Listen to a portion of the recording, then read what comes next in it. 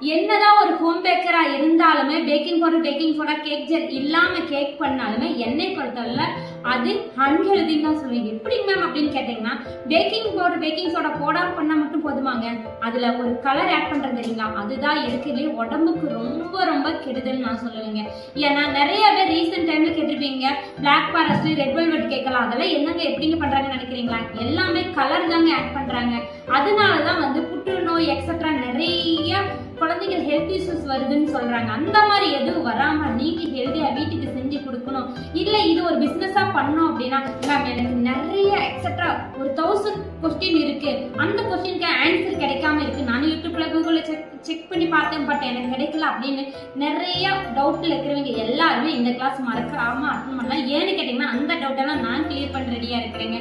Butter cream கனாசில mix பண்ண முடியுமா, whipping கிரீம்ல mix பண்ண முடியுமா, இந்த மாதிரி கொஸ்டின் கூட கேட்கறாங்க. அதுக்கான வீடியோவும் நான் ஆல்ரெடி போட்டேன். இன்ட்ரெஸ்ட் இருக்கிறீங்க மறக்காம நம்மளோட நேச்சுரல் ஃபுட் கலர் ஒர்க் ஷாப்பை ஒன் டைம் அட்டன் பண்ணும்போது வேற ஹெல்த்தியா சாப்பிடுங்க, லைஃப் இன்னைக்கு என்ஜாய் பண்ணுங்க.